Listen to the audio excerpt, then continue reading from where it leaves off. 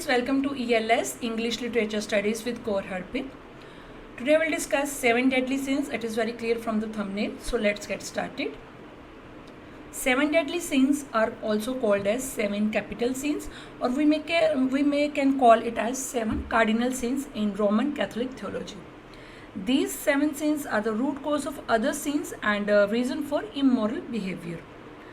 These sins for the first were mentioned by Pope Gregory I in the 6th century, and these were elaborated by Saint Thomas Aquinas in the 13th century.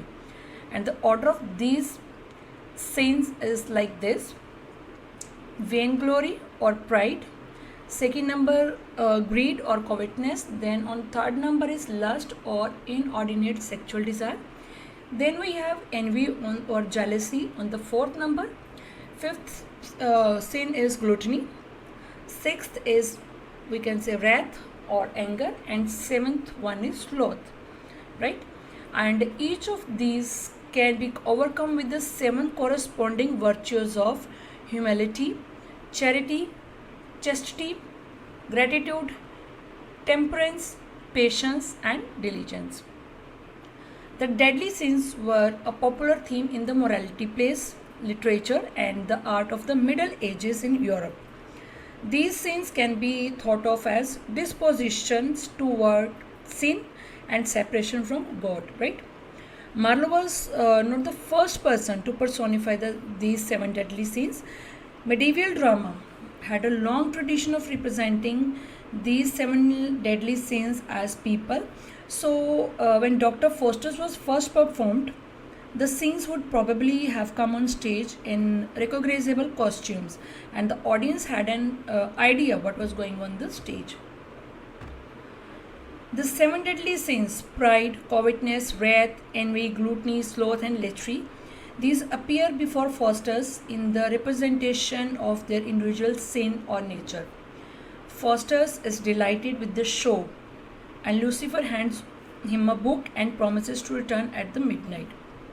Lucifer entertains Dr. Faustus by calling up these 7 deadly sins, personifications of pride, covetousness, then wrath, envy, gluttony, sloth, and lechery. These figures symbolize the sins for which they are named, but they also serve to reveal Faustus' foolish neglect of sin. In front of Faustus, these march in the weirdest parade that was ever paraded.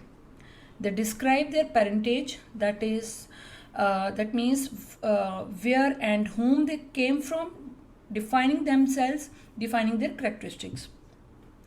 Dr. Faustus is delighted with their show, but he does not seem to make the connection between these sins and his own, we can say, including his own excessive pride and lechery, which will turn out to be quite deadly for him, right? As discussed in the last video, the major theme of the play is the sin of excessive ambition, right? This is the major theme.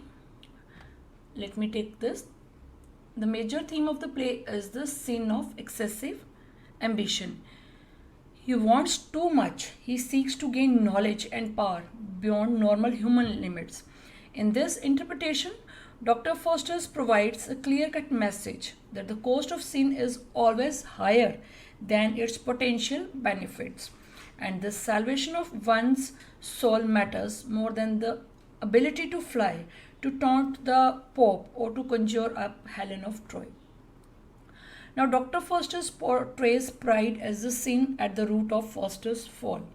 If he hadn't been so full of himself, he never would have sold his soul to the devil.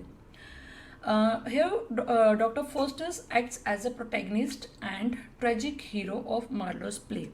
He is a contradictory character because he is capable of tremendous eloquence and he possesses awesome ambition, yet he is prone to a strange, almost willful blindness and a willingness to waste powers that he has gained at great cost. That is why he is a contradictory character.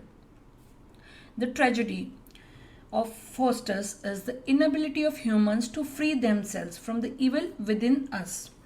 Marlowe's presentation of Faustus is interesting because of his radical Platonic recognition of the hedonistic human as the only cause of evil.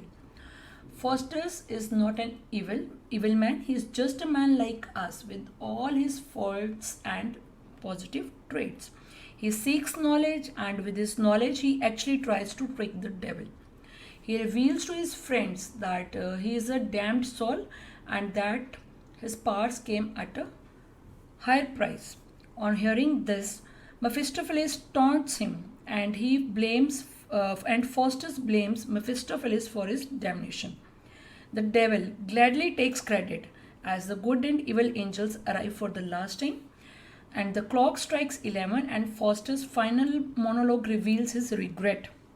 At midnight, the devils enter as Faustus begs God and the devil for mercy, but there is no mercy as Faustus is dragged down to the hell.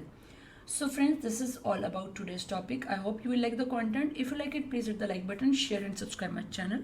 And thanks a lot for watching.